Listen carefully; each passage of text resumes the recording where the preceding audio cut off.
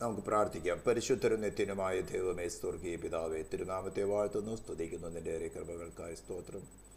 അത്യുന്നതനായി ആദ്യനും അന്തിനുമായി ഞങ്ങളുടെ വീണ്ടെടുപ്പ്, ഞങ്ങളുടെ നീതീകരണം, ഞങ്ങളുടെ രക്ഷയും, ഞങ്ങളുടെ തേജസ്സുമാം, ഞങ്ങളുടെ സ്നേഹിതനുമായിരിക്കുന്ന ക്രിസ്തു യേശുവിനോട് കൂടെ തന്നെ ഒരു കൂട്ടായ്മ കൂടെ നൽകിയിരിക്കാൻ സ്തോത്രം ചെയ്യുന്നു. 7 നക്ഷത്രങ്ങളെ വലങ്കയ്ക്ക് പിടിച്ച് 7 നിലവൾക്കൂടി നടുവിൽ ഉലാവുന്നവനായി നീ നിന്റെ വാഗ്ദത്ത പ്രകാരം 2 3 പേർ എൻ്റെ നാമത്തിൽ കൂടി വരുന്നിടത്തൊക്കെയും അവിടെ മധ്യത്തിൽ ഞങ്ങളുടെ ഭാരങ്ങളെ അറിയുന്നവനായ, ഞങ്ങളുടെ രോഗങ്ങളെ അറിയുന്നവനായ, ഞങ്ങളുടെ അകൃത്യങ്ങളിൽ ലംഘനങ്ങൾ അറിയുന്നവനായ, ഞങ്ങളുടെ ബലഹീനതകൾ അറിയുന്നവനായി അതിൻ്റെ ഒക്കെ മീതെ കവിയുന്ന നിൻ്റെ കൃപയുമായിരിക്കുന്ന കൃപയ്ക്കായി സ്തോത്രം ചെയ്യുന്ന കർത്താവ്, കൂട്ടിവരുത്തി ജനത്തെ അനുഗ്രഹിച്ചുകൊണ്ട് പ്രാർത്ഥിക്കുന്നു. തിരുവഴുത്തുകളെ ധ്യാനിപ്പാൻ കർത്താവ് നീ തന്നെ ഞങ്ങളുടെ ഹൃദയങ്ങളെ തുറന്നേ മതിയാവുകയുള്ളൂ. ഞങ്ങളുടെ ആത്മീയ കണ്ണുകളെ, ആത്മീയ ചെവികളെ തുറന്നേ മതിയാവുകയുള്ളൂ. ഗ്രഹിപ്പാനും അത് കർത്താവ് അനുസരിച്ച്, നിന്നെ അനുസരിച്ച് ജീവിപ്പാനും നീ ഞങ്ങളെ വസിച്ച് നിന്റെ പ്രവൃത്തി ചെയ്തെടുത്തായിട്ട്, നീ പ്രവൃത്തി ചെയ്തല്ലാതെ കർത്താവ് ഞങ്ങൾക്ക് ഗ്രഹിപ്പാൻ സാധ്യമല്ലല്ലോ. പരിശുദ്ധാത്മാദേവം പ്രവർത്തിക്കുന്നതിനായി സ്തോത്രം ചെയ്യുന്നു. ഈ ശബ്ദം കടന്നു ചെല്ലുന്ന ഓരോ പരിസരങ്ങൾ, വ്യക്തികൾ, അവർ ഉപയോഗിക്കുന്ന ഇലക്ട്രോണിക്സ് ഉപകരണങ്ങൾ ഈ ദേശത്തെയും നിന്റെ പ്രായശ്ചിത്തം ഹേതുവായിട്ട് സാങ്ക്ടിഫൈ ചെയ്യുന്നു. തിരുനാമത്തെ മഹത്വപ്പെടുത്തുന്നു. യേശു ക്രിസ്തുവിൻ്റെ നാമത്തിൽ തന്നെ സ്തോത്രം. ദൈവനാമത്തിന് മഹത്വമുണ്ടാകട്ടെ. വീണ്ടും വരുന്നവനായ നമ്മുടെ കർത്താവായ യേശു ക്രിസ്തുവിൻ്റെ അതിശ്രേഷ്ഠമായ നാമത്തിൽ വീണ്ടും ഒരു ക്ലാസ്സിലേക്ക് കർത്താവ് നമുക്ക് കൂടി വരുവാൻ കൃപ നൽകി.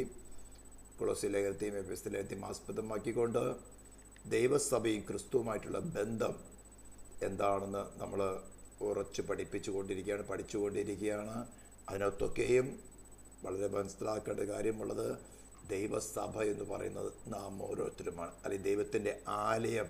നമ്മളത് ടാബർനാക്കിളിൽ കൂടെ നമ്മൾ പഠിച്ചു. പഴയ നിയമത്തിൽ എങ്ങനെയായിരുന്നു നിഴലായിരുന്ന ടാബർനാക്കിൾ, അതിൻ്റെ നിർമ്മാണം എങ്ങനെയായിരുന്നു, എത്ര ഗൗരവത്തോടു കൂടിയാണ് പണിതത്. ദൈവം കൽപ്പിച്ച പോലെ തന്നെ, യഹോവ മോശയോട് കൽപ്പിച്ചതുപോലെ തന്നെ അത് പണിതപ്പോൾ സ്തോത്രം, ദൈവത്തിൻ്റെ തേജസ് അവിടെ ഇറങ്ങി വന്നു.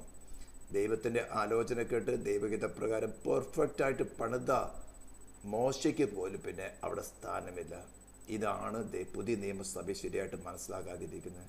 പുതിയ നിയമസഭ എന്ന് പറയുന്നത് ദൈവത്തിൻ്റെ മന്ദിരം എന്ന് പറയുന്നത് അവൻ്റെ ദാനമായി നമ്മളിലിരിക്കുന്ന പരിശുദ്ധാത്മാവിൻ്റെ മന്ദിരമാണ്.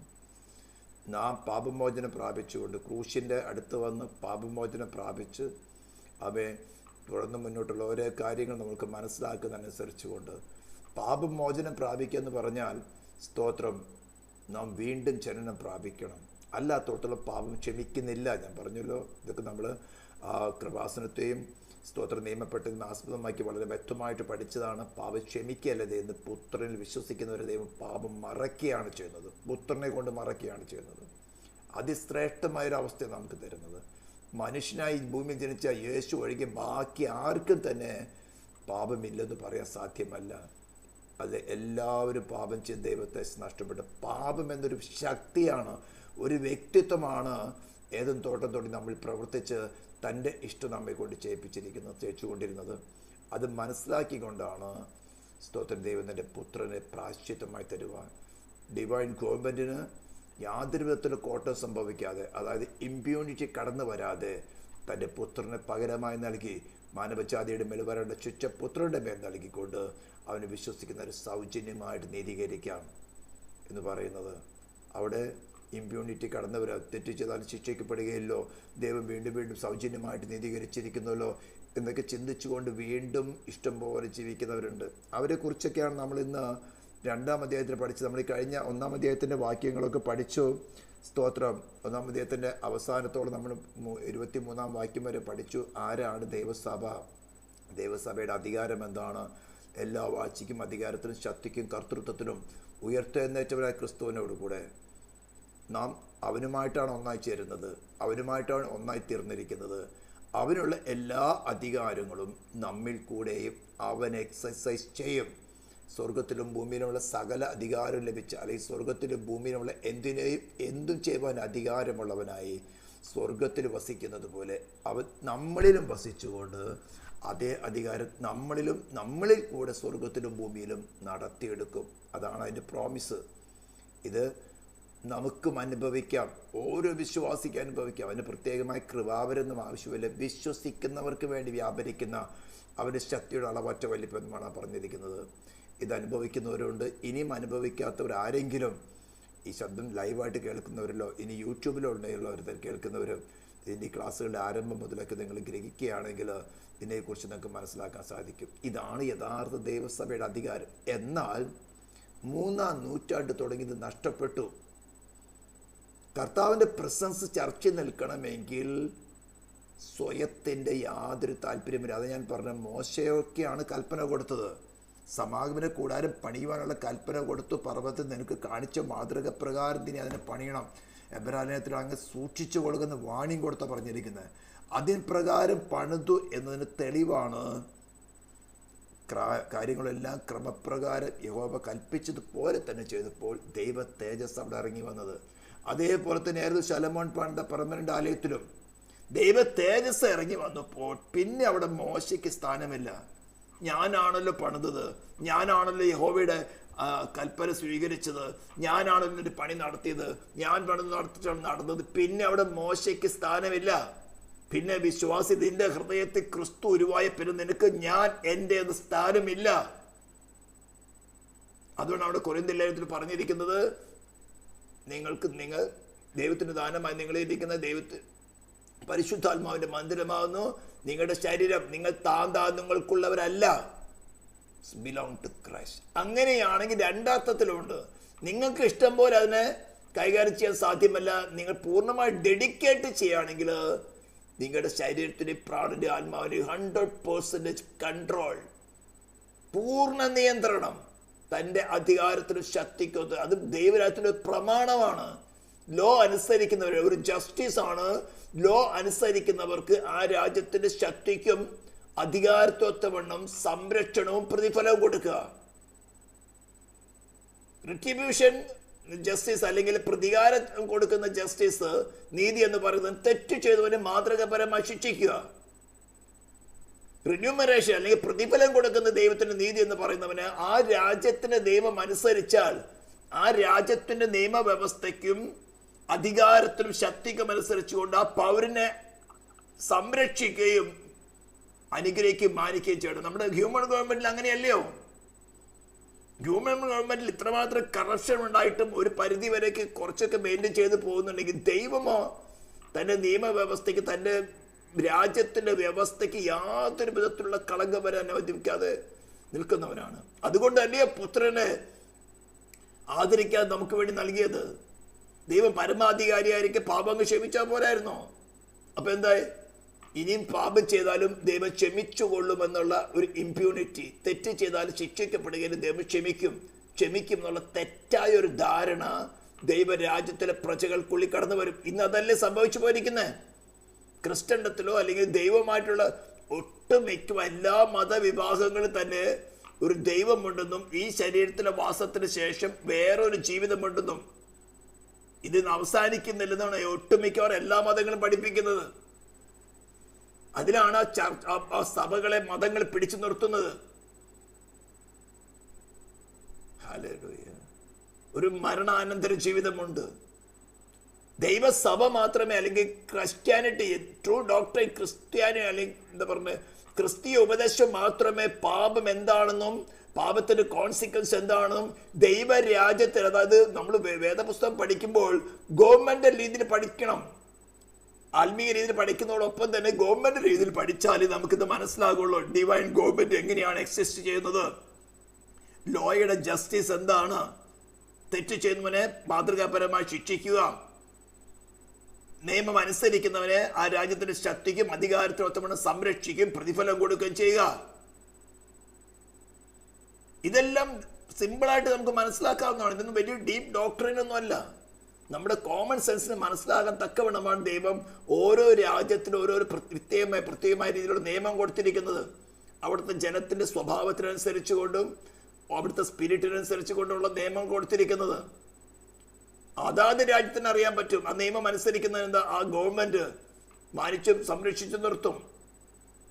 അനുസരിക്കാത്തവന് തക്കതായ ശിക്ഷ കൊടുക്കുകയും മറ്റുള്ളവർക്ക് മാതൃകാപരമായി ശിക്ഷ കൊടുക്കും.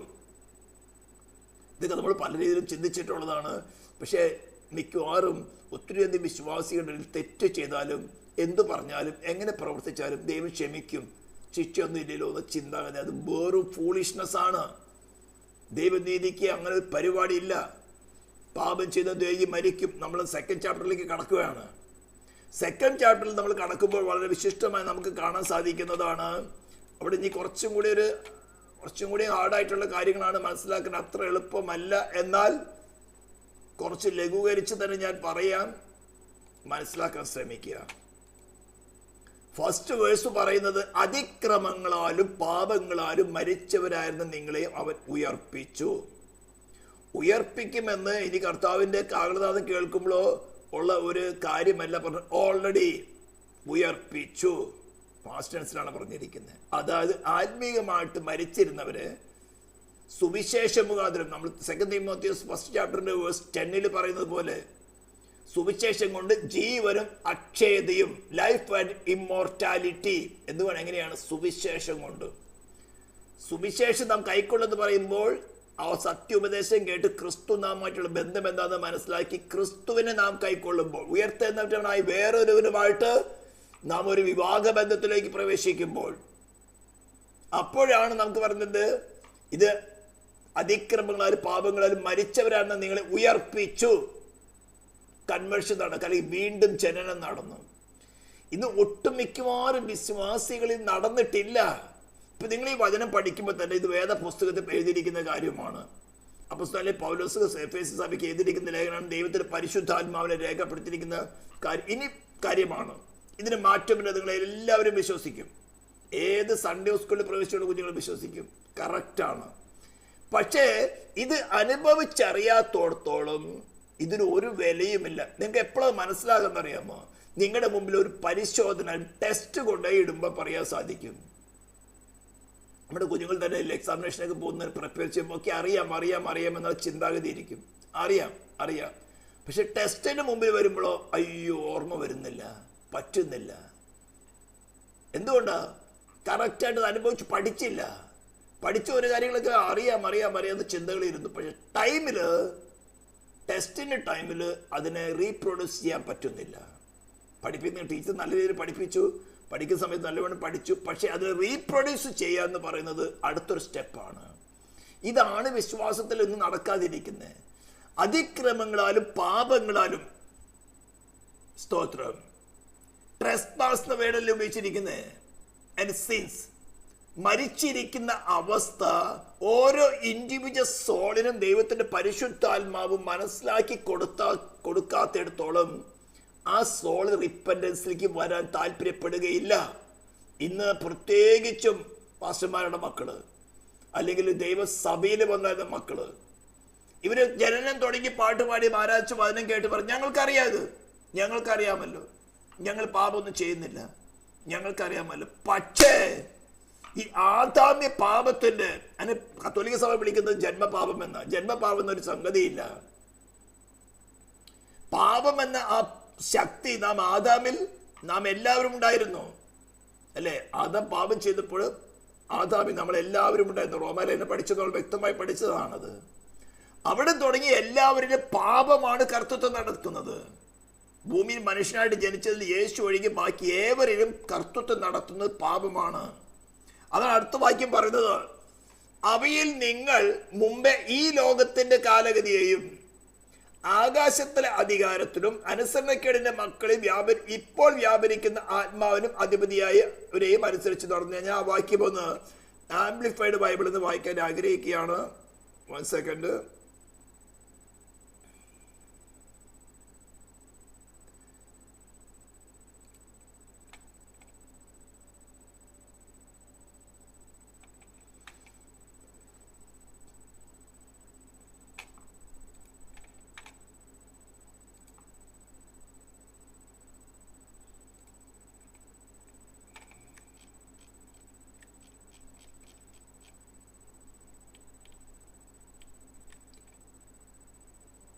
കാണാൻ പറ്റുന്ന ഉദ്ദേശിക്കുന്നു. And you he made alive when you were dead or slain by your trespasses and sins. In the second verse, in which at one time you walked habitually, you were following the course and fashions of this world.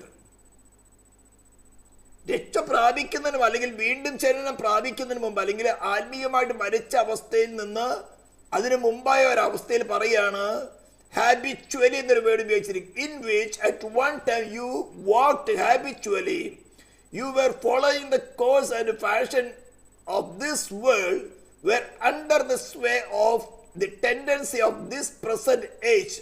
ഇന്ന് അനേകർക്കും ഈ difference മനസ്സിലാക്കാൻ പറ്റിയിട്ടില്ല. രക്ഷയുടെ മാർഗത്തിലാണ് ഞങ്ങൾ നടക്കുന്ന പറഞ്ഞു, പക്ഷേ ജീവിത കാര്യങ്ങളിൽ ഈ ലോകത്തിന്റെ കാലഗതിയിലാണ് പോയിക്കൊണ്ടിരിക്കുന്നത്. You are following the course and fashion of this world, were under the sway of the tendency of this present age, following the prince of the power of air. ആരെ അനുസരിക്കുന്നത്? ഇത് വല്ലാത്ത വക്രത പിടിച്ച ഒരു സ്പിരിറ്റാണ്.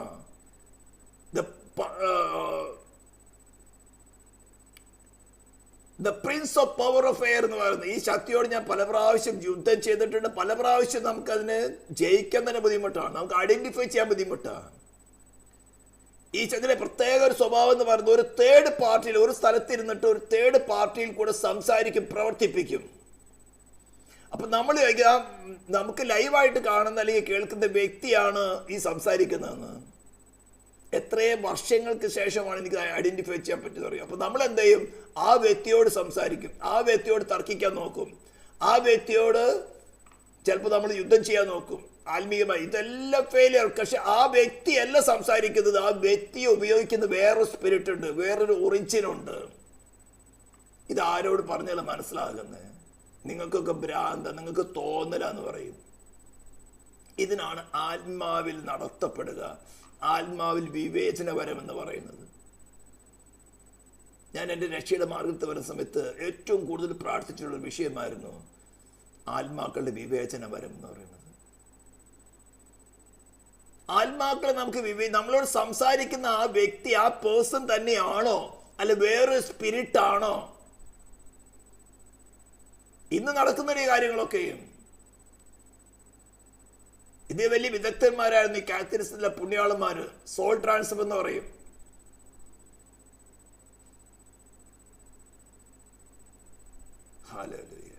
ആകാശത്തിലെ അധികാരത്തിന്, ഈ ആകാശത്തിലെ അധികാരത്തിന് അധിപതിയാവിനെ അനുസരിക്കുമ്പോഴാണ് ഈ ലോകത്തിന്റെ കാലഗതിക്ക് നടന്നാൽ നമുക്കൊരു കുറ്റബോധം വരുന്നില്ല. ഈ ലോകത്തിന്റെ കാലഗതി എന്ന് പറയുമ്പോൾ ഈ ലോകത്തിലെ ജനങ്ങൾ ചെയ്യുന്നത് പോലെ തന്നെ നാം ചെയ്താൽ ഒരു ഹൃദയത്തിന് കുറ്റബോധം വരുന്നില്ല, മനസാക്ഷി കുത്തുന്നില്ല. ഇവിടെ പറഞ്ഞിരിക്കുന്നത് വീണ്ടും ജനനം പ്രാപിക്കുന്നതിന് മുമ്പുള്ളൊരു അവസ്ഥ പറയാണ്, നിങ്ങൾ അങ്ങനെ ആയിരുന്നു. എന്നിട്ട് അടുത്ത വാക്യങ്ങൾ 3, 4, 5 പറഞ്ഞത്, കരുണാസമ്പന്നനായ ദൈവമോ നിങ്ങളുടെ അവസ്ഥ അങ്ങനെ ആയിരുന്നിട്ട് പോലും തന്റെ കൃപയുടെ അത്യന്ത ധനം കൊണ്ട് നമ്മളെ അവിടുന്ന് വീണ്ടെടുക്കുന്ന കാര്യമാണ് നമ്മൾ അടുത്ത് ചിന്തിക്കേണ്ടത്. അതിക്ക് മുമ്പ് ഈ കാര്യം പഠിക്കണം. ഈ കാര്യം പഠിച്ചാൽ തന്നെ ഇത് നമ്മുടെ ബുദ്ധിയിൽ ഒരു ഐസ് പൊട്ട പോലെ ഇരിക്കും. എനിക്കറിയാം. ഈ ഡിഫറൻസ് ആണ് ഞാൻ കഴിഞ്ഞ ദിവസം പറഞ്ഞ ശമരിയയിലെ കാര്യം പറഞ്ഞത്. ജോൺ ചാപ്റ്റർ 4 ശമരിയക്കാരുടെ അടുത്ത് യേശു സംസാരിക്കുന്ന കാര്യം, അവളുടെ പാപത്തെ എക്സ്പോസ് ചെയ്തു. അവൾക്ക് കാര്യം മനസ്സിലായി. അവൾ പറയുന്നത്, നീ ഒരു പ്രവാചകൻ എന്ന് ഞാൻ അറിയുന്നു. അത്ര മനസ്സിലായുള്ളൂ. മസിയാണെന്ന് അപ്പോൾ മനസ്സിലായില്ല. പിന്നെ അവിടുന്ന് ഡൈവേർട്ട് ചെയ്യാൻ നോക്കി, ഞങ്ങളുടെ പിതാക്കന്മാർ ഈ മലയിൽ ആരാധിക്കുന്നു, നിങ്ങൾ പറയുന്നു യെരുശലേമിൽ ആരാധിക്കേണ്ടത്. അതിന്റെ ഹിസ്റ്ററിയിലേക്ക് ഞാൻ പോകുന്നില്ല, നമ്മുടെ സബ്ജക്റ്റ് അതല്ല. അതിനുശേഷം അവൾ ചെന്ന് അവളുടെ നാട്ടിൽ, അതായത് ശമരിയയിൽ ചെന്ന് പട്ടണത്തിൽ ചെന്ന് പറഞ്ഞ എന്താണ്, എന്നെ കുറിച്ച് ഞാൻ ചെയ്തതൊക്കെയും എന്നോട് പറഞ്ഞ ഒരു പുരുഷൻ കണ്ട് അവിടെ വന്ന് നിൽക്കുന്നുണ്ട്. ഒരു പക്ഷെ അവൻ ക്രിസ്തു ആയിരിക്കുമോ? അപ്പോൾ ക്രിസ്തുവിനെ കുറിച്ച് കേട്ടിട്ടുണ്ട്, അവൻ പ്രവാചകനായിരിക്കുന്ന അവൾക്ക് മനസ്സിലായിട്ടുണ്ട്. തന്റെ പാപങ്ങളെ കുറിച്ച് പറഞ്ഞപ്പോൾ അവൾക്കത് മനസ്സിലാവും, ഒരു പക്ഷെ ക്രിസ്തു ആയിരിക്കുമോ? ജനമെല്ലാം കൂടെ അവൻ്റെ അടുത്ത് വന്നു. സ്തോത്രം. അവന് തങ്ങളോട് കൂടെ പാർക്കാൻ ക്ഷണിച്ചു. അപ്പൊ ഒരു വിശ്വാസം കടന്നു. അവളെ കുറിച്ച് അവർക്ക് അറിയുന്നതാണ്. 5 ഭർത്താക്കന്മാരുണ്ടായിരുന്നു, ഇപ്പോഴുള്ളത് നിന്റെ ഭർത്താവല്ല. ഇതിനൊക്കെ പല രീതിയിൽ ഡൈവേർട്ട് ചെയ്യും. ശമരിയെ കുറിച്ച് പറയാം. ശമരിയ പട്ടണം 5 ഭർത്താക്കന്മാരെന്ന് പറഞ്ഞാൽ മിസ്രൈം തുടങ്ങി മിസ്രൈം, ഈജിപ്റ്റ്, അതിനുശേഷം ബാബിലോൺ, മേദോ പെർഷ്യ, ഗ്രീസ്, ഇപ്പൊ റോമന്. ഇങ്ങനെ 5 സാമ്രാജ്യങ്ങൾ ഭരിച്ച ഒരു ദേശമാണ് ശമരിയ. അപ്പൊ ശമരിയോടെ സംസാരിക്കുന്ന ഇതൊക്കെ ആവശ്യമില്ലാത്ത ഇന്റർപ്രിട്ടേഷൻസാ. ശമരിയ യാക്കോബിന് അല്ലെങ്കിൽ ഇസ്രായേലിന് കൊടുത്തിട്ട് സ്ഥലം തന്നെയാണ്. അവിടെ സംഭവിച്ചത് നമ്മൾ 2 കിങ്സ് ചാപ്റ്റർ 17 പഠിച്ച് അറിയാൻ സാധിക്കും. ഇസ്രായേലിന്റെ അകൃത്യം മുഖാന്തരം ദൈവം സൽമനേസറിന്റെ അശൂർ രാജാവിനെ കൊണ്ടുവന്ന് അയച്ച് അവിടെ ഉണ്ടാകുന്ന ജനത്തെ കൊണ്ടുപോയി അശൂരിൽ പാർപ്പിച്ച് അശൂരിൽ നിന്ന് പിടിച്ചു കൊണ്ടുവന്ന് ഇവിടെ കുടിയേറ്റി പാർപ്പിച്ചിരിക്കുന്ന ഒരു കൂട്ടരാണ് ശമര്യക്കാര്. ഇസ്രായേലിൽ അതിലൂടെ കടക്കുകയല്ല. അപ്പൊ ഇത് പ്രവാചക പ്രകാരം താൻ ഇസ്രായേലിന് കൊടുത്ത ദേശമാണ്, ആ ദേശത്തെ വീണ്ടെടുക്കണം. അതിന്റെ കർത്താവാണ് വന്നത്. അതിന് പല കാര്യങ്ങൾ അവിടെ ചിന്തിക്കാനുണ്ട്. സ്തോത്രം. അപ്പൊ നമ്മൾ ചിന്തിക്കുന്ന ഒരു സബ്ജക്റ്റ് എന്ന് പറഞ്ഞാൽ, അവര് പട്ടണക്കാർ മുഴുവൻ അവന്റെ അടുത്ത് ചെന്നു. 2 ദിവസം പാർക്കാൻ പറഞ്ഞു, ഞങ്ങളോട് കൂടെ പാർക്കാൻ പറഞ്ഞു. അവൻ പാർക്കാൻ സമ്മതിച്ചു. 2 നാൾ കഴിഞ്ഞപ്പോഴാണ് അവർ പറഞ്ഞത്, ഇപ്പോൾ നീ പറഞ്ഞ സാക്ഷ്യം മുഖാന്തരം ഒന്നല്ല ഞങ്ങൾ വിശ്വസിക്കുന്നു, ഞങ്ങൾ തന്നെ കേട്ടും വിശ്വസിച്ചും അറിഞ്ഞുമിരിക്കുന്നു. അപ്പോ ശമര്യക്കാരി സ്ത്രീ പറഞ്ഞ വാക്കുകളിൽ വിശ്വസിച്ചു. അവന്റെ അടുത്ത് ചെന്നു. അവൻ പറഞ്ഞ വാക്കുകളിൽ 2 ദിവസം അവനുമായിട്ട് ഇടപെട്ടു. കാര്യം മനസ്സിലായി. ഇപ്പൊ പറയാണ്, ഞങ്ങൾ വിശ്വസിച്ചും അറിഞ്ഞുമിരിക്കുന്നു. Personal acquaintance. ഇതിനെയാണ് ഞാൻ ഈ പ്രസംഗിക്കുന്നത്. അപ്പോൾ നമുക്ക് ഇതേപോലെ തന്നെ ക്രിസ്തു ആരാണെന്ന് നമ്മുടെ പേഴ്സണൽ എക്സ്പീരിയൻസിൽ വരാത്തോടത്തോളം അത് വിശ്വാസമല്ല. ഇതിനെ ഡ്യൂപ്ലിക്കേറ്റ് ചെയ്യാനാണ് സേറ്റാൻ ഈ ലോകപരമായ കാര്യങ്ങൾ നൽകിക്കൊണ്ട് അവന്റെ അഭിഷക്തരായ പല ശുശ്രൂഷന്മാരെയും അയച്ചുകൊണ്ട് യേശുവിനെ ഒരു സോഷ്യൽ വെൽഫെയർ സെന്ററായിട്ട് ലൗകികമായ കാര്യങ്ങൾ, ശാരീരികമായ കാര്യങ്ങൾ, ആശ്വാസങ്ങൾ, ഇങ്ങനെയുള്ള കാര്യങ്ങൾ പ്രസംഗിച്ചുകൊണ്ട് യഥാർത്ഥത്തിൽ ക്രിസ്തു യഥാർത്ഥത്തിൽ മന്ന ഭക്ഷിക്കുവാൻ തക്കവണ്ണം ഉയർത്തെഴുന്നേറ്റ് വേറൊരുവരുമായിട്ടൊരു ബന്ധം സ്ഥാപിക്കത്തക്കവണ്ണം അനുവദിക്കാതെ പുറമെ പ്രാണനിൽ വരുന്ന ഇച്ഛകളെ പോഷിപ്പിക്കത്തക്കവണ്ണം പ്രസംഗിക്കുന്നത്. ഞാൻ മരിച്ചിരിക്കുകയാണെന്ന് എൻ്റെ സോളിന് മനസ്സിലാകാത്തിടത്തോളം ഞാൻ നിത്യജീവനായി ക്രിസ്തുവിനെ ആഗ്രഹിക്കുകയില്ല. ഇതാണ് പരിശുദ്ധാത്മാവെന്ന് ആദ്യമായിട്ട് ചെയ്യുന്നത്. പിതാവിനാൽ ആകർഷിക്കപ്പെട്ട് പുത്രനടുത്തേക്ക് അടുപ്പിക്കുമ്പോൾ പരിശുദ്ധാത്മാവ് ചെയ്യുന്നത് പാപത്തെക്കുറിച്ച്, നീതിയെക്കുറിച്ച്, ന്യായവിധിയെക്കുറിച്ച് ബോധം വരുത്തി. ഇതാണ് പറയുന്നത്, അതിക്രമങ്ങളാൽ പാപങ്ങളാൽ നിങ്ങൾ മരിച്ചവരായിരുന്നു. ഇന്ന് നമുക്ക് വചനത്തിൽ കൂടെ 2-3 വാക്യങ്ങൾ എടുക്കാം. റോമലേഖനം 5:12. ഏക മനുഷ്യനാൽ പാപം, പാപത്താൽ മരണവും ലോകത്തിൽ കടന്നു, അങ്ങനെ എല്ലാവരും മരിച്ചിരിക്കുന്നു. ആ വചനം കറക്റ്റാ. ഞങ്ങൾ വചനം വിശ്വസിച്ചു. നിനക്ക് പേഴ്സണൽ എക്സ്പീരിയൻസ് ഇല്ല. അങ്ങനെ ആ എക്സ്പീരിയൻസ് കിട്ടി, പാപത്തിന്റെ കോൺസിക്വൻസ് മനസ്സിലായി, എക്സ്പീരിയൻസ് ചെയ്ത് സോള് മനസ്സിലായി. ആ നരകത്തിന്റെ അല്ലെങ്കിൽ ആ പാതാളത്തിന്റെ അനുഭവത്തിന്റെ ചെറിയൊരു എക്സ്പോസർ തന്റെ സോളിലേക്ക് തന്ന വിറച്ചു പോകും. സ്തോത്രം. വിറച്ചു പോകും. ദൈവം മഹാകരുണയുള്ളവനും നിന്നെ സ്നേഹിക്കുന്നത് കൊണ്ട് അതിപ്പോ എക്സ്പോസ് ചെയ്യുന്നില്ലെന്ന് മാത്രമേ ഉള്ളൂ. ഇല്ലെന്നല്ല, എക്സ്പോസ് ചെയ്യുന്നില്ല. കാരണം ഹി ലവ്സ് യു. നിനക്ക് അത്രത്തോളം താങ്ങാനുള്ള കഴിവില്ല. അത് എക്സ്പോസ് ചെയ്യാൻ നീ തകർന്നു പോകും. ഒരുമിച്ച് എക്സ്പോസ് നീ തകർന്നു പോകുമെന്ന് മനസ്സിലാക്കിക്കൊണ്ട് കരുണാസമ്പന്നനായ ദൈവം നിന്നെ സ്നേഹത്തോടെ സംസാരിക്കുകയാണ്. കുഞ്ഞെ, അതിക്രമങ്ങളാൽ പാപങ്ങളാൽ നീ മരിച്ചിരിക്കുകയാണ്. നിന്റെ അതിക്രമങ്ങൾ ദൈവം ഗവൺമെന്റ് മരണശിക്ഷ വിധിച്ചിരിക്കുകയാണ്. You already sin. സ്ലൈൻ എന്ന വാക്ക് ഉപയോഗിച്ചിട്ട് കൊല്ലപ്പെട്ടിരിക്കുകയാണ്. എന്നിട്ട് പറയണ അവയിൽ ആ ഉയർപ്പിക്കുന്നതിന് മുമ്പുണ്ടായിരുന്ന അവസ്ഥയിൽ. അപ്പോ എങ്ങനെയാ മരിച്ചിരിക്കുന്ന അവസ്ഥ മനസ്സിലായി. അടുത്ത അവസ്ഥയാണ് ഉയർപ്പിക്കുക എന്നുള്ള അവസ്ഥ. അപ്പൊ നമ്മുടെ സോള് മരിച്ചിരിക്കാനുള്ള കാരണം എന്താ? നമ്മുടെ പേഴ്സണൽ ഡിസയേഴ്സ്, നമ്മുടെ സെൽഫിന്റെ സാറ്റിസ്ഫാക്ഷൻ. അത് മനസ്സിലാക്കിയിട്ട് അതിനെ റിനൗൺസ് ചെയ്താൽ മാത്രമേ ആ പാപത്തിന്റെ കോൺസിക്വൻസ് നമുക്ക് എക്സ്പോസ് ചെയ്ത് നമ്മുടെ സോളത് മനസ്സിലാക്കി, അയ്യോ എനിക്ക് വേറെ മാർഗമില്ല, how can I B saved, ഈ മരണകരമായ ശരീരത്തിൽ തന്നെ ആര് രക്ഷിക്കും, അയ്യോ ഞാൻ അരിഷ്ട മനുഷ്യൻ, no way, there is no other way. ഇത് നമ്മുടെ സോള് സമ്മതിക്കും. അതുവരെ പരിശുദ്ധാത്മാവ് വേറെ ഒരു വഴി, എല്ലാ വഴികളും അടയ്ക്കും. അതാണ് 66-ാം സങ്കീർത്തനം 10-ാം വാക്യത്തിൽ പറഞ്ഞ. അതൊന്ന് വായിച്ചു നോക്കാം. Psalm 66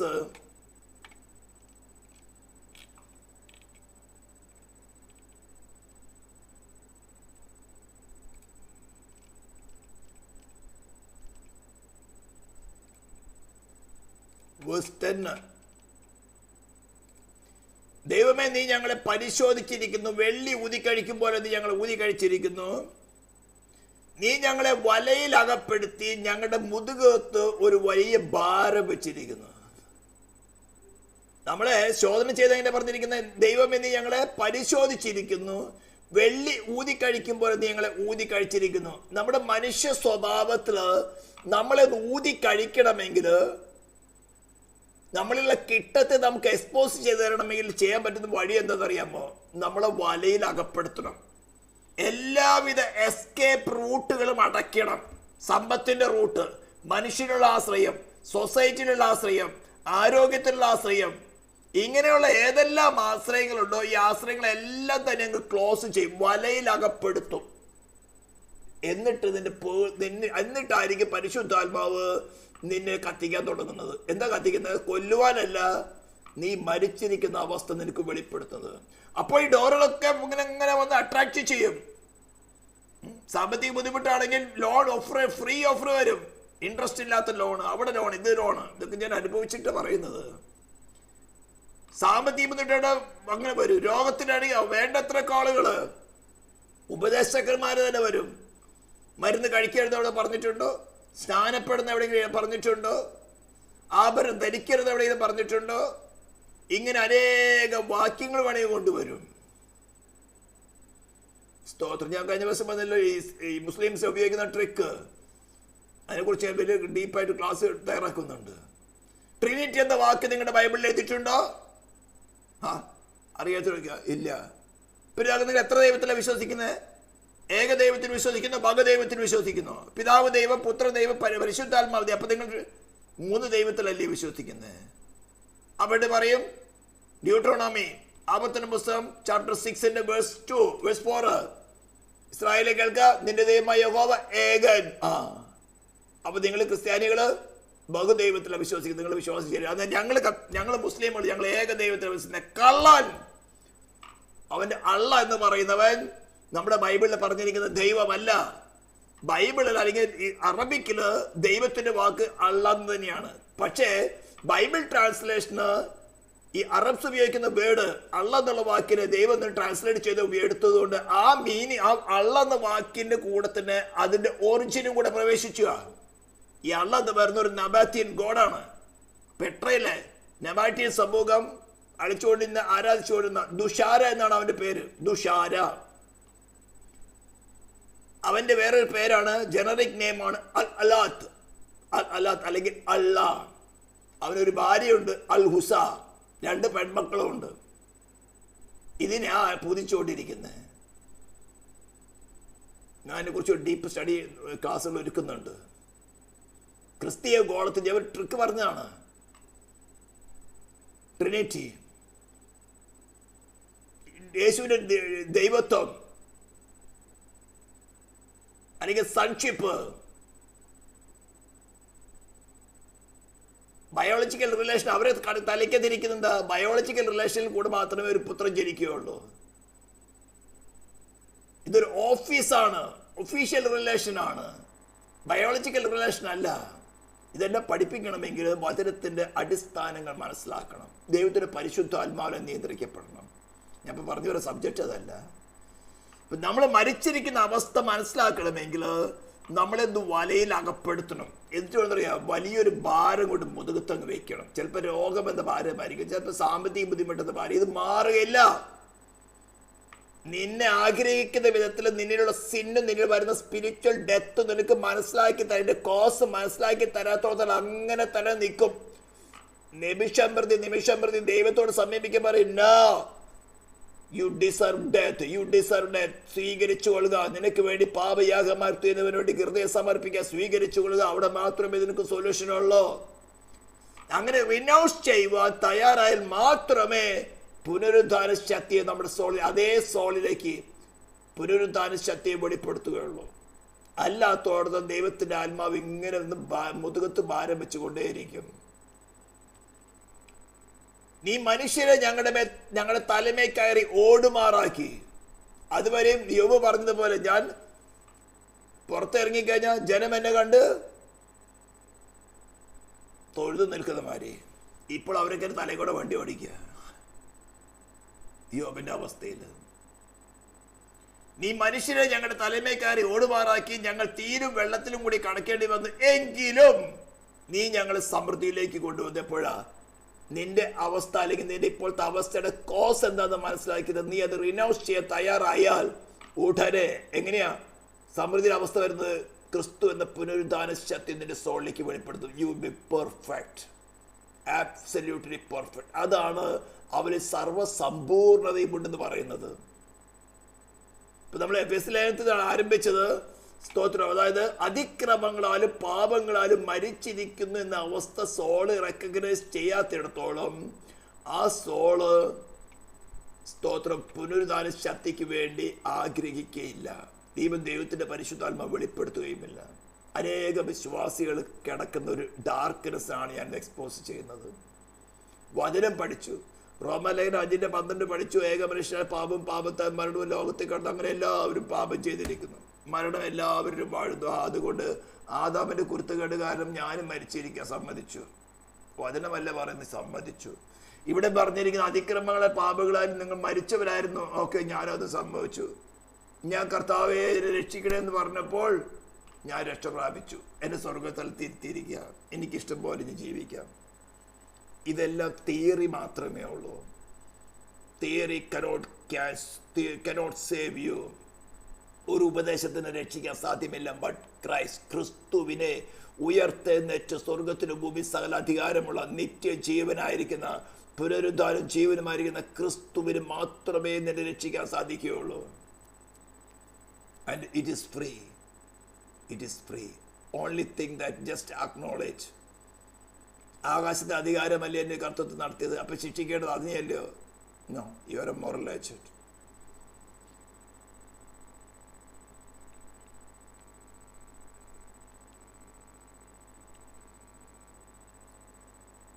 അവയിൽ നിങ്ങൾ ഈ ലോകത്തിന്റെ കാലഗതിയും ആകാശത്തിലെ അധികാരത്തിനും അനുസരണക്കേടിന്റെ മക്കളിൽ ഇപ്പോൾ വ്യാപരിക്കുന്ന ആത്മാവിനും അധിപതിയായവരെയും അനുസരിച്ച് നടന്നു. ഇതൊന്നും എന്നെ കുറിച്ചുള്ളതല്ലോ. ഞാൻ രക്ഷ പ്രാപിച്ചു, ഞാൻ സ്നാനപ്പെട്ടു, ഞാൻ സ്വർഗത്തിലേക്ക് ടിക്കറ്റും കിട്ടിയിരിക്കും. ഇതൊക്കെ മറ്റുള്ളവരെ കുറിച്ച് പറഞ്ഞ ജാതികളെ, കത്തോലിക്കിനെ കുറിച്ചോ ഇസ്ലാമിനെ കുറിച്ചോ ഹിന്ദുക്കളെ കുറിച്ചോ വിഗ്രഹാരാധികളെ കുറിച്ച് പറഞ്ഞിരിക്കുന്ന ഞാനിപ്പോൾ അല്ലേ അന്യഭാഷയും പറഞ്ഞ് പാടി ആരാധിക്കുന്നവനാണ്. നിന്നിലും ഈ spirit of power of air അല്ലെ ആകാശത്തിൽ അധികാരം പ്രവർത്തിക്കുന്നുണ്ടോ എന്ന് നിനക്ക് തന്നെ മനസ്സിലാകണം. ഈ സ്പിരിറ്റിനെ ഐഡന്റിഫൈ ചെയ്യാൻ നല്ല ബുദ്ധിമുട്ടാണ്. ഇന്ന് മിക്കവാറും ഈ ശാരീരികമായ അല്ലെങ്കിൽ ഭൗതികമായ കാര്യങ്ങൾക്ക് വേണ്ടി പ്രസംഗിക്കുന്നവരുടെ കയ്യിലൊക്കെ ഇരിക്കുന്ന ആയുധം ഇതാണ്. ഇതിന്നൊക്കെ റിലീസായി കഴിഞ്ഞാൽ അനുസരണക്കേടുന്ന അവസ്ഥയും മാറിയിട്ട് അനുസരണത്തിൻ്റെ അവസ്ഥയിലേക്ക് വരും. ഇതൊക്കെ നമ്മൾ ഡീപ്പായിട്ട് പഠിച്ചിട്ടുള്ളതാണ്. അനുസരണത്തിൻ്റെ ആവശ്യകത എന്താണ്? ക്രിസ്തുവിൻ്റെ അനുസരണമല്ല നമുക്ക് സബ്സ്റ്റിറ്റ്യൂഷൻ ആകുന്നത്, ക്രിസ്തുവിൻ്റെ പ്രായശ്ചിത്തമാണ്. ക്രിസ്തു ദൈവമായിരിക്കെ അവൻ്റെ നിലനിൽപ്പിന് എക്സിസ്റ്റൻസിന് വേണ്ടി തന്നെ അവൻ ഡിവൈൻ ലോ അനുസരിച്ച് മതിയാകുകയുള്ളൂ. പാപികളായ അനുസരണക്കേണ്ട മക്കൾക്ക് പകരമായി അവൻ അനുസരിച്ചതുകൊണ്ട് കാര്യമില്ല. ഇതൊക്കെ നമ്മൾ ഡീപ്പായിട്ട് പഠിച്ചിട്ടുള്ളതാ. ഇപ്പം ഞാൻ നിങ്ങളോട് ക്വസ്റ്റ്യൻ ചോദിക്കുകയാണ്, നിങ്ങൾക്ക് എത്ര പേര് ഉത്തരം പറയുന്ന അറിയില്ല. സ്തോത്രം. അപ്പം ഞാൻ പറഞ്ഞു വരുന്നത് എന്താ? വിശ്വാസം എന്നത് ഒന്നും ക്രിസ്തുവിനെ അനുഭവിച്ചറിയുക എന്ന് പറയുന്നത് രണ്ടും രണ്ടാണ്. അതിന് 2 എക്സാമ്പിളാണ് എടുത്തത്. ഒന്ന്, പാപത്താൽ മരിച്ചിരിക്കുന്നു എന്ന അവസ്ഥ അറിയുക. വചനം പഠിച്ചപ്പോൾ മനസ്സിലായി. വചനം ഇതാണ് പറയുന്നത്, ആദാമിൽ എല്ലാവരും മരിച്ചിരിക്കുക, ഞാനും മരിച്ചിരിക്കുക. വചനം പറഞ്ഞുകൊണ്ട് ഞാൻ സമ്മതിച്ചു, ശരിയാ, ഞാൻ തർക്കിക്കുന്നില്ല. ക്രിസ്തുവിനെ കുറിച്ച് വിശ്വസിച്ചു. അവൻ പാപം അനാദിയ ദൈവമായിരുന്നവൻ, സകലത്തെ സൃഷ്ടിച്ചവൻ, മനുഷ്യനായിട്ട് അവതരിച്ചു.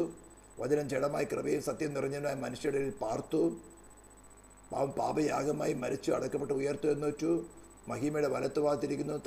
തനിക്ക് വേണ്ടി ഒരുക്കപ്പെടുന്നവരെ ചേർക്കാൻ വീണ്ടും വരും. ഞാൻ വിശ്വസിക്കുന്നു. കത്തോലിക്ക സഭയും വിശ്വാസ പ്രമാണം ഉണ്ടാക്കി വെച്ചിരിക്കുന്നതാ. അവൻ രക്ഷ പ്രാപിക്കുമോ?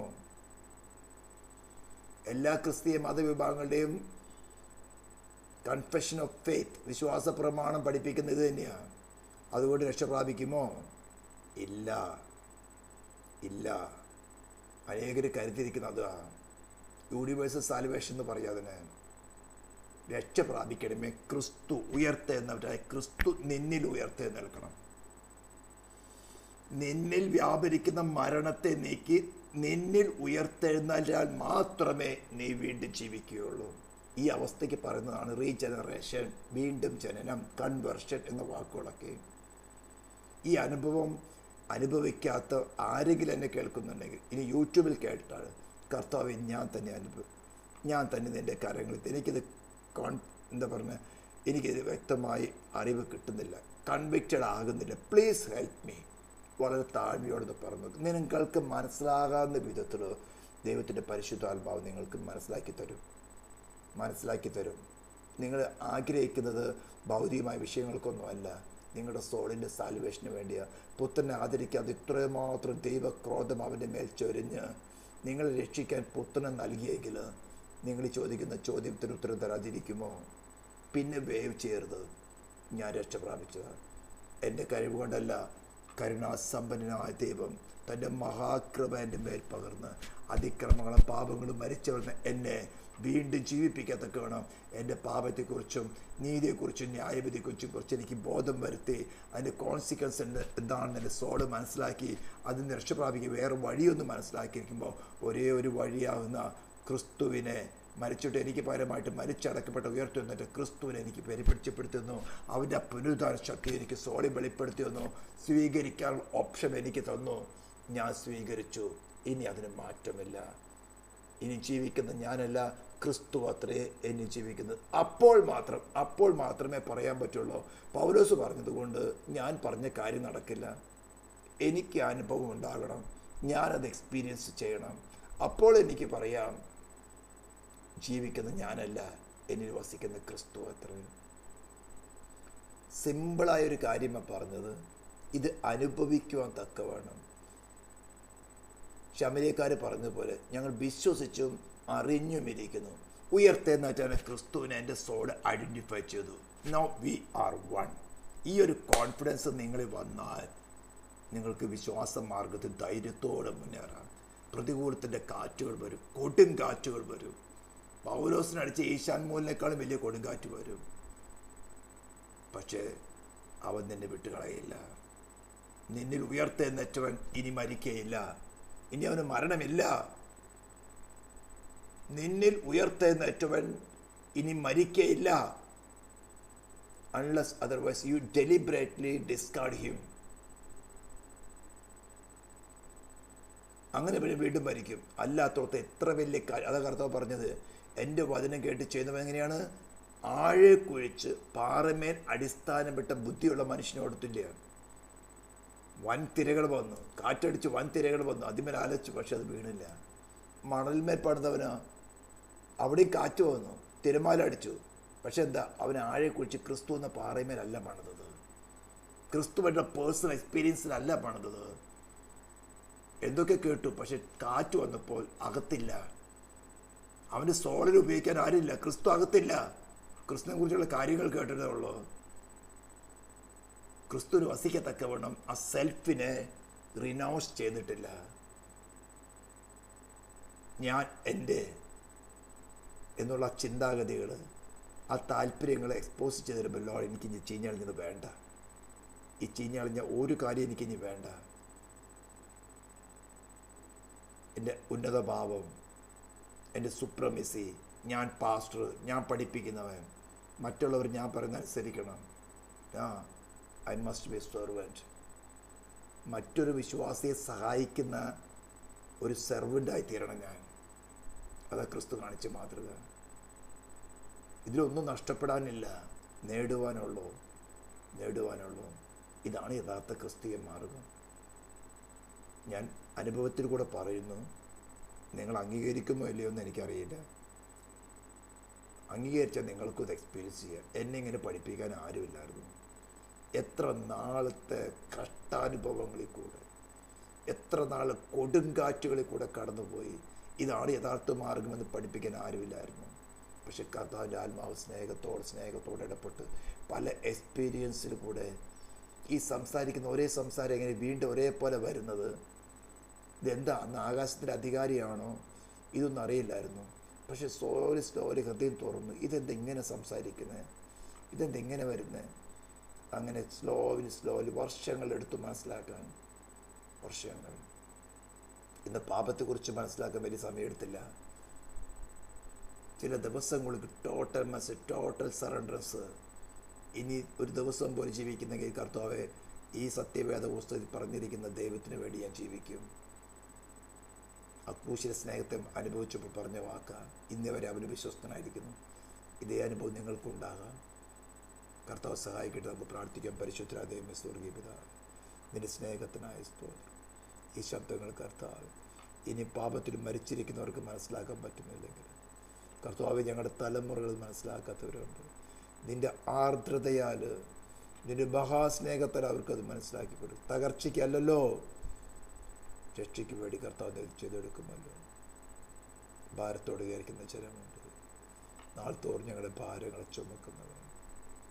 ഈ വചനം കേൾക്കുന്ന ഒരു കർത്താവ്, നിന്റെ സന്തോഷ പുനരുദ്ധാന ശക്തി അവർക്കും പറയാൻ സാധിക്കട്ടെ. ഞാൻ മരിക്കുകയില്ല, ഞാൻ ജീവനോടെ ഇരുന്ന് യഹോവയുടെ പ്രവൃത്തികളെ വർണ്ണിക്കും. ഉളവാകട്ടെ എന്നരുളി ചെയ്തപ്പോൾ ഈ ദൃശ്യമായതൊക്കെ ഉളവാക്കി അതേ ശബ്ദമാണ് ഇന്ന് എന്നോട് കേട്ടെന്ന് പറയുക. അവരിലും കർത്താവ് നിന്റെ ജീവൻ പുനരുദ്ധാനം തന്നെ ഉളവാകട്ടെ എന്ന് പ്രാർത്ഥിക്കുന്നു. യൂട്യൂബിൽ കേൾക്കുന്നവരും കർത്താവ് നീ കൃപ കൊടുത്താട്ടെ. പ്രാർത്ഥന കേട്ടതിനായ സ്തോത്രം. ഇസ്രായേലിൻ്റെ നിന്റെ നാമത്തെ ഞങ്ങൾ അനുഗ്രഹിക്കുന്നു. യേശു ക്രിസ്തുവിൻ്റെ നാമത്തിൽ തന്നെ.